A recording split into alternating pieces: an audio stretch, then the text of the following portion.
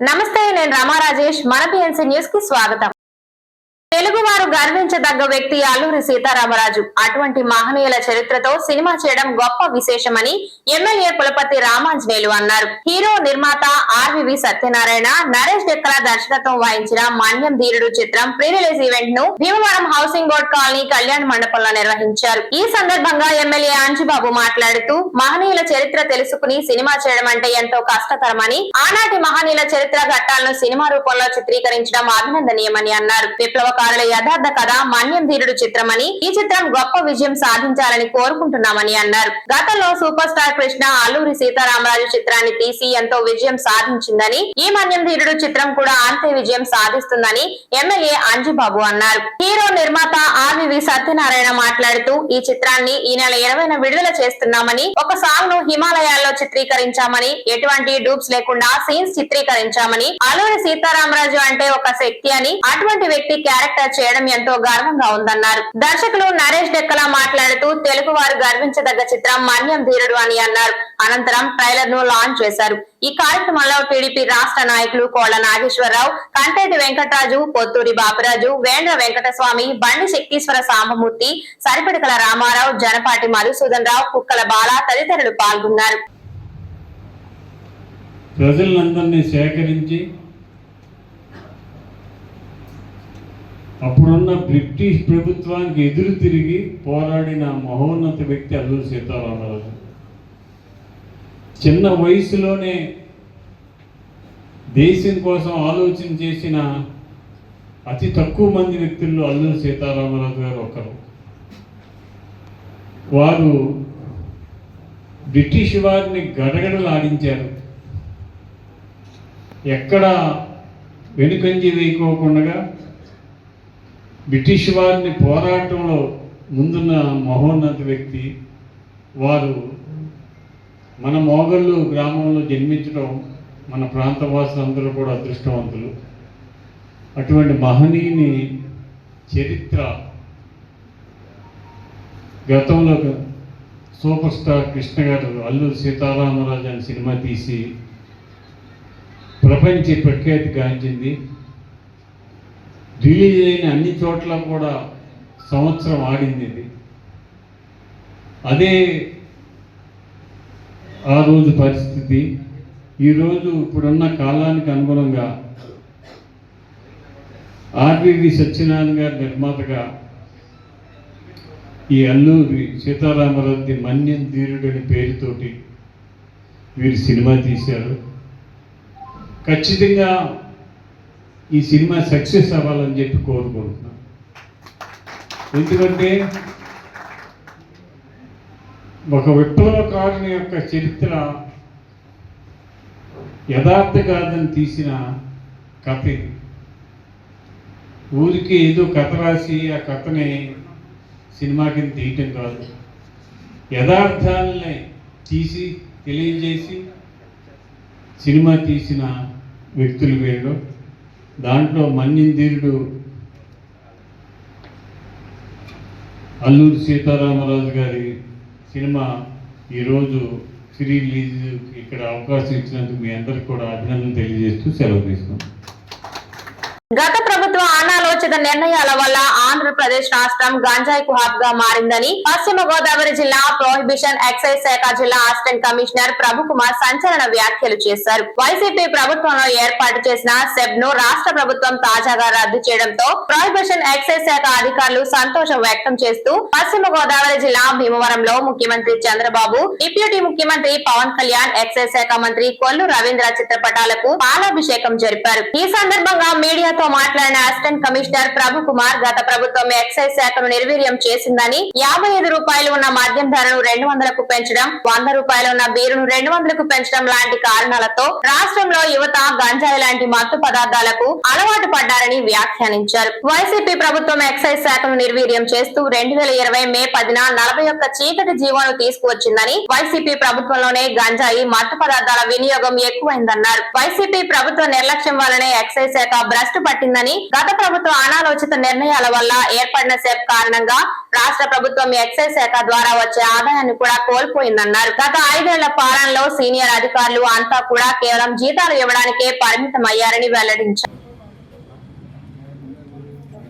Excise department కి ఎంతో సుదినం. గౌరవ ముఖ్యమంత్రి శ్రీ నారా చంద్రబాబు నాయుడు గారు, డిప్యూటీ సీఎం శ్రీ పవన్ కళ్యాణ్ గారు, అలాగే ఎక్సైజ్ శాఖ మంత్రి, గనులు భూగర్భ శాఖ మంత్రి కొల్లు రవీంద్ర గారు కలిసి తీసుకున్న నిర్ణయం ఎస్ఈబిని రద్దుపరిచి ఎక్సైజ్ శాఖని పునరేకీకరణ చేయడం జరిగింది. ఆ జీవోలు వచ్చిన సందర్భంగా ప్రభుత్వానికి, ముఖ్యంగా ముఖ్యమంత్రి గారికి, ఉప ముఖ్యమంత్రి గారికి, మా శాఖ మంత్రులకు మేము వృధాభక్తిన పాలాభిషేకం చేసుకోవాలని చెప్పేసి, క్షీరాభిషేకం చేయాలని చెప్పేసి రాష్ట్రం అంతా కూడా నిర్ణయించుకున్నాము, డిపార్ట్మెంట్ అంతాను. దానికి అనుగుణంగానే భీమవరంలో ఈ చుట్టుపక్కల ఉన్నటువంటి సిబ్బంది, భీమవరం డిస్ట్రిక్ట్ ఆఫీస్లో ఉన్నటువంటి వాళ్ళు అంతా కూడా ఇక్కడ గౌరవ ముఖ్యమంత్రి గారికి, డిప్యూటీ సీఎం గారికి, మా శాఖ మంత్రుల వారికి పాలాభిషేకం చేయడం జరిగింది. ఈరోజు 2020 సంవత్సరం మే 10వ తేదీన జియో నంబర్ 41, అది మాకు ఒక చీకటి జీవో, ఎక్సైజ్ డిపార్ట్మెంట్ పట్ల ఒక చీకటి జీవో. కనీసం సిబ్బందితోటి కానీ ప్రజలతోటి కానీ ఎవరితోనూ చర్చించకుండా అప్పటి ప్రభుత్వం ఏకపక్షంగా ఎక్సైజ్ డిపార్ట్మెంట్ని నిట్టనీళ్ళలా చీల్చింది. 70% సిబ్బందిని ఎస్ఈబిలోకి పంపించింది. అది కూడా శాండ్, తర్వాత రెడ్ శాండ్ల్వుడ్, ఎర్రచందనం, గ్యాంబ్లింగు, తర్వాత ఎక్సైజు, ఇన్ని నిబంధనలు, అన్ని చట్టాలను వీళ్ళు చూడటం కోసమని ఎస్ఈబిని ఏర్పాటు చేశారు. కానీ వాటిలో ఏది కూడా రిజిస్ట్రేషన్ పవర్స్ కానీ ఇవి కూడా మాకు ఇవ్వలేదు. శాండ్ సంబంధించి కానీ, ఫారెస్ట్ సంబంధించిన ఎటువంటివి కూడా మాకు పవర్స్, రిజిస్ట్రేషన్ పవర్స్ ఇవ్వకుండా ప్రభుత్వం వాళ్ళు అనుకున్నటువంటి ఏ విధంగా అయితే సభను ఏర్పాటు చేసి వాళ్ళ లక్ష్యాలని సాధించుకున్నారో డిపార్ట్మెంట్ని అయితే నలిపేశారు. అదేవిధంగా దానివల్ల ఏమైందంటే ప్రభుత్వ రెవెన్యూ పడిపోయింది. చుట్టుపక్కల నుంచి ఇబ్బడి ముబ్బడిగా నాన్ డ్యూటీ పెయిడ్ లెక్కర్ అనేది వచ్చింది. అలాగే చాలా ఏరియాల్లో నాటు సారాయి కూడా విజృంభించింది. రేట్లు ఎప్పుడైతే పెరిగిపోయినాయో 255 రూపాయలు ఉన్న బాటిల్ని 200 రూపాయలకి అమ్మారు. దానివల్ల ఏమైందంటే యువత అంతా కూడాను, గతంలో 100 రూపాయలకి బీర్ బాటిల్ దొరికేది, దాన్ని ఒకేసారి 200, 250 రూపాయలు చేయడం వల్ల వాళ్ళు మత్తు పదార్థాలు, గంజాయి, ఇతర మత్తు పదార్థాల వైపుకు వెళ్ళడం జరిగింది. యువత నిర్వీర్యం అయిపోవడం జరిగింది. ప్రభుత్వం రెవెన్యూ పోయింది. గంజాయికి హబ్గా ఏపీ అనేటువంటి తయారైంది. అలాగే మా ఎక్సైజ్ బిడ్డ కొణిదెల వెంకటరావు గారి బిడ్డ అయినటువంటి ఆయన మా డిపార్ట్మెంట్లో అసిస్టెంట్ ఎక్సైజ్ సూపర్వైజర్ చేశారు. వారి బిడ్డ అయినటువంటి పవన్ కళ్యాణ్ గారు డిప్యూటీ సీఎం కావడం నిజంగా మా డిపార్ట్మెంట్లో మా అబ్బాయి పవన్ డిప్యూటీ సీఎం అయిన ఆనందం మాకు కలిగింది. మేము ఆయన కలిసి కూడా అదే చెప్పాము. ఇప్పుడు మేము సీనియర్స్ ఆఫీస్ అందరూ కూడా 30 సంవత్సరాల సర్వీస్ ఉంది. వీళ్ళ సర్వీసులు, సేవలన్నింటిని పక్కన పెట్టేసేసి కేవలం జీతాలు ఇవి డ్రా చేయడం కోసం మమ్మల్ని వాడుకోవడం జరిగింది. దానివల్ల ప్రభుత్వం ఆశించినటువంటి ప్రయోజనం ఇక్కడ రాలేదని మేము భావిస్తున్నాం. వినాయకుని ఆశీస్సులు ప్రజలందరిపై ఉండాలని భీమవరం మాజీ ప్రభుత్వ విప్, మాజీ ఎమ్మెల్యే గ్రంథి శ్రీనివాస్ తనయుడు రవితేజ, టీడీపీ రాష్ట్ర కోశాధికారి మెంటే పార్థసారథి అన్నారు. భీమవరం పట్నం మోటుపల్లి వారి వీధిలో శ్రీ వరసిద్ధి వినాయక 25వ వార్షిక బ్రహ్మోత్సవాలలో భాగంగా నిర్వహించిన అఖండ అన్న సమారాధనను వారు ప్రారంభించారు. అనంతరం గునుపూడి నల్లం వారి వీధిలో శ్రీ వరసిద్ధి వినాయక 22వ వార్షిక మహోత్సవాల్లో భాగంగా నిర్వహించిన అఖండ అన్న సమారాధనను గ్రంథి రవితేజ ప్రారంభించారు. ఆయా కార్యక్రమాల్లో గన్నాబత్తుల శ్రీనివాస్, మున్సిపల్ మాజీ వైస్ చైర్మన్ మెంటే గోపి, వడుపు గోపి, అంతఃపురం నాని, నాయుడు నాగేంద్ర, నల్లం రాంబాబు, గంటా మురళి తదితరులు పాల్గొన్నారు.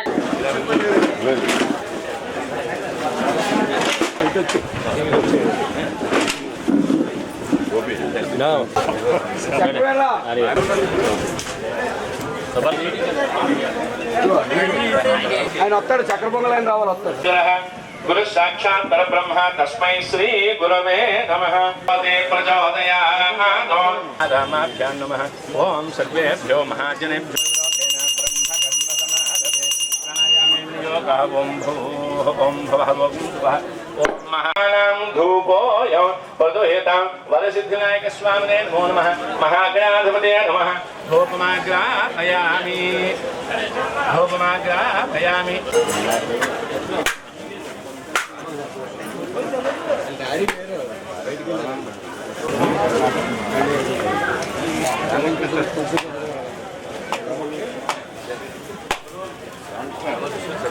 अवानाय स्वाहा अवानाय स्वाहा ध्यानाय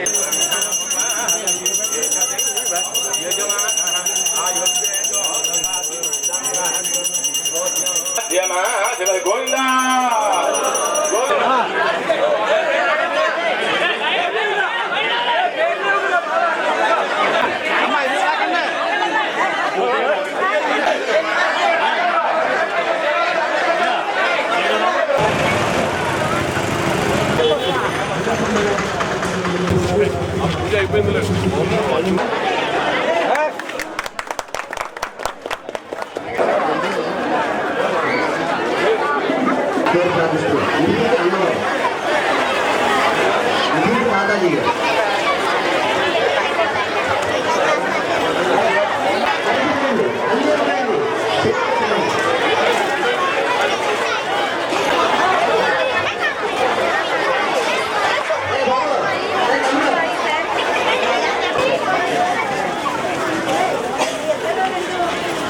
సిద్ధి వినాయక వార్షికోత్సవం గత 22 సంవత్సరాల నుంచి అంగరంగ వైభవంగా నిర్వహిస్తున్నాం.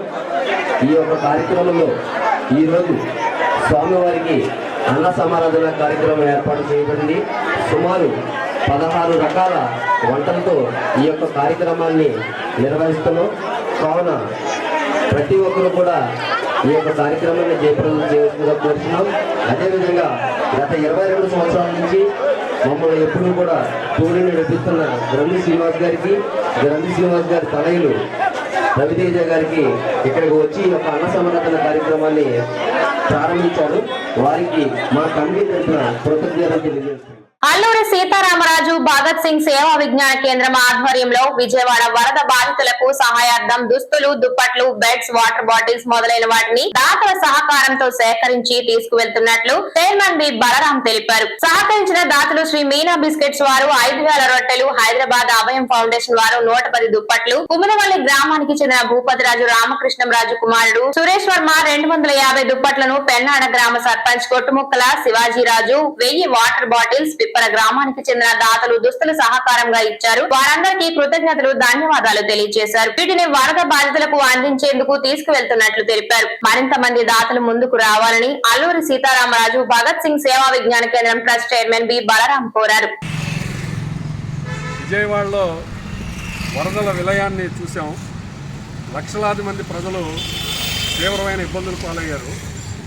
విజయవాడ వరద బాధితుల్ని వారికి సహాయం అందించడం కోసం పశ్చిమ గోదావరి జిల్లా భీమవరం అల్లూరి సీతారామరాజు భగత్ సింగ్ సేవా విజ్ఞాన కేంద్రం ఆధ్వర్యంలో వారికి సహాయం అందించేందుకు పూనుకున్నాం. దాతల యొక్క సహకారంతో విజయవాడ వరద బాధితులకి ఈరోజు సహాయాన్ని తీసుకువెళ్తున్నాం. Shri Meena foods, Meena biscuits company వారు 5000 రొట్టెల్ని వరద బాధితులకి సహాయంగా అందించారు. హైదరాబాద్ అభయం ఫౌండేషన్ వారు 110 దుప్పట్లని వరద బాధితులకి సహాయంగా అందించారు. కుముదవల్లి గ్రామానికి చెందినటువంటి భూపతిరాజు రామకృష్ణరాజు సురేష్ వర్మ పెద్దిరాజు గారి కుమారుడు 250 దుప్పట్లని సహాయంగా అందించారు. పెన్నాడ గ్రామానికి చెందినటువంటి సర్పంచ్ కొట్టుముక్కల శివాజీరాజు గారు 1000 వాటర్ బాటిల్స్ అందించారు. పిప్పర గ్రామానికి చెందినటువంటి దాతలు దుస్తులు అందించారు. ఈ సహాయాన్ని విజయవాడ వరద బాధితులకి అందించడానికి తీసుకువెళ్తున్నాం. దాతలందరికీ భీమవరం అల్లూరి సీతారామరాజు భగత్ సింగ్ సేవా విజ్ఞాన కేంద్రం తరఫున హృదయపూర్వకమైనటువంటి కృతజ్ఞతల్ని, ధన్యవాదాలని తెలియజేస్తున్నాం. విజయవాడ వరద బాధితుల్ని అందరూ కూడా ఆదుకోవాలని విజ్ఞప్తి చేస్తున్నాం. ఇప్పటికే సహకరించినటువంటి సంఘాలు, సంస్థలు, దాతలు అందరికీ కూడా హృదయపూర్వకమైనటువంటి ధన్యవాదాలని తెలియజేస్తున్నాం.